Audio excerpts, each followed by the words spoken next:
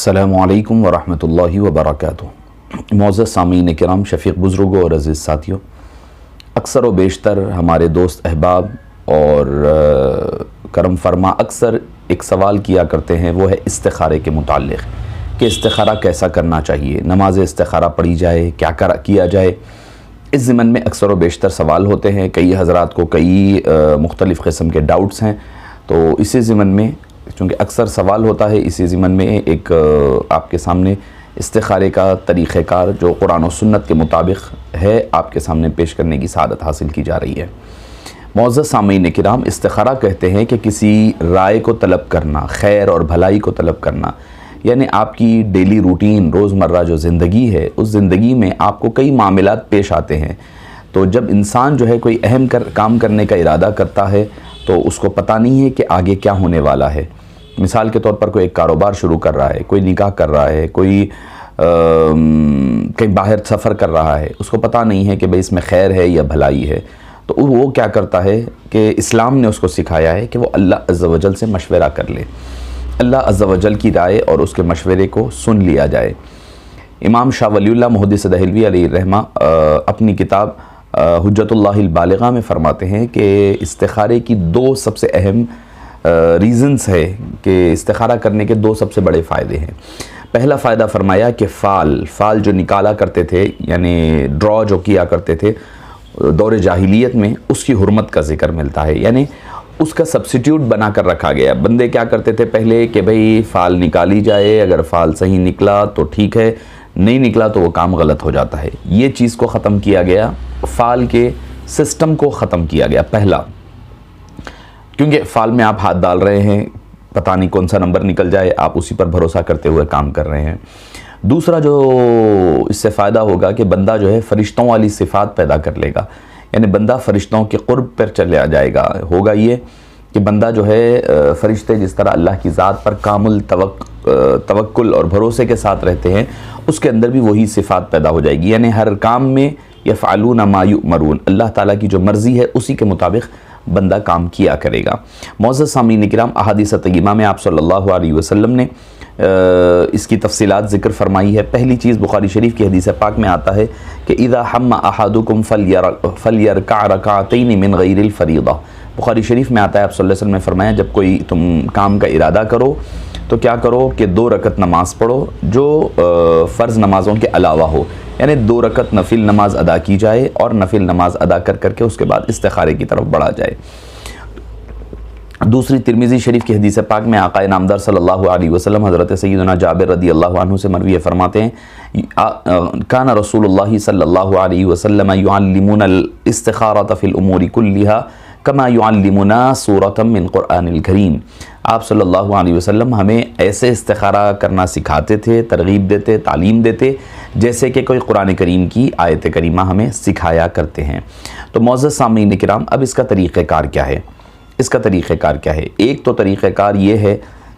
اس کے 2 طریقہ کار ہمارے پاس علماء وغیرہ سے، اللہ والوں سے منقول ہے۔ پہلا طریقہ کار یہ ہے کہ کسی بھی وقت جب آپ کوئی کام کا ارادہ کریں، غیر مکروہ وقت یعنی جو وقت مکروہ ممنوع وقت نہیں ہے، اس وقت بیٹھ جائے، جا کر کے 2 رکعت نماز ادا کرے۔ پہلی رکعت میں سورہ کافرون پڑھے، دوسری میں قل هو اللہ احد پڑھے،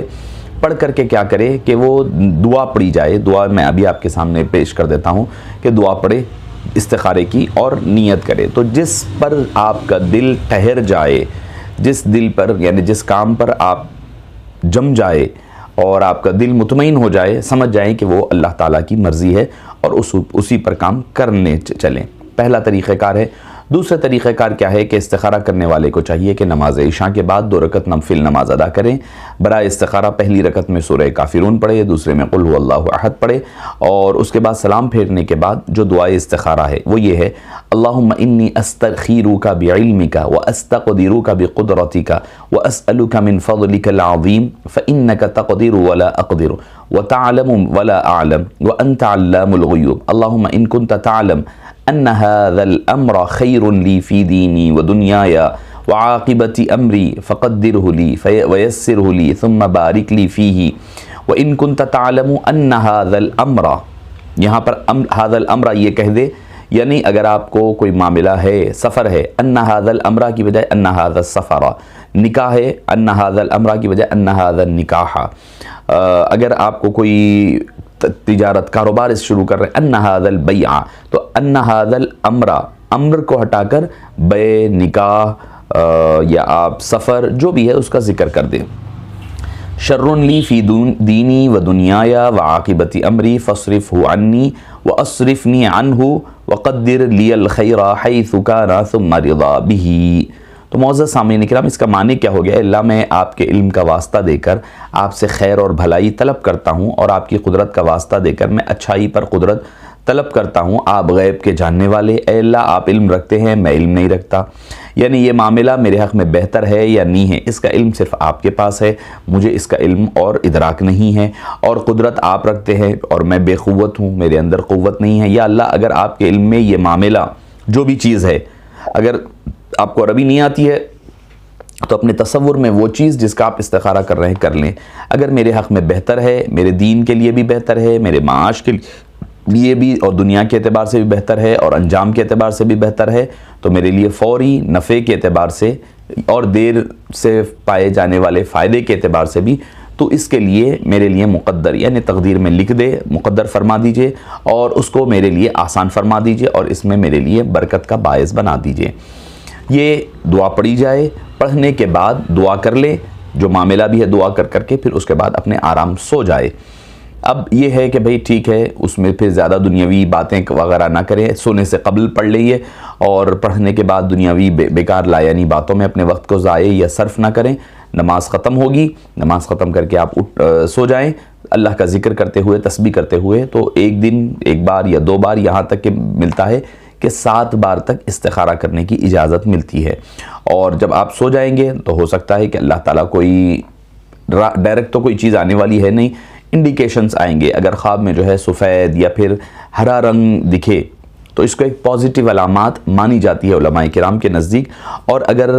ریڈ یا بلیک نظر آئے تو اس سے جو ہے ایک نیگیٹو علامت مانی جاتی ہے۔ پھر بھی جو آپ خواب دیکھتے ہیں یا پھر جو بھی معاملہ ہوگا، کسی اہل علم کو، اللہ والوں کو سنائیں، اس کی وہ تعبیر بہتر انداز میں آپ کے سامنے پیش کر سکتے ہیں۔ تو آپ صلی اللہ علیہ وسلم کے صحابہ کرام ہر معاملے میں استخارہ کیا کرتے، تو استخارہ کرنا چاہیے، استخارہ سنت ہے، آپ صلی اللہ علیہ وسلم کی سنت بھی ہے، تو یہ طریقہ کار اس کا ایک خلاصتاً پیش کیا گیا تھا تاکہ آپ حضرات جو اکثر رو بیشتر سوال کیا کرتے ہیں، چلتے پھرتے بھی ایک استخارہ ہوتا ہے، یعنی فوری طور پر نماز پڑھ کر کے دعا پڑھ لے تو ہو سکتا ہے اللہ تعالیٰ آپ کے قلب کو جما دے گا، یا پھر رات پڑھ کر کے سو جائے، خواب کے ذریعے سے اللہ تعالیٰ آپ کے لیے آسانی پیدا فرمائے گا۔ السلام علیکم ورحمۃ اللہ وبرکاتہ۔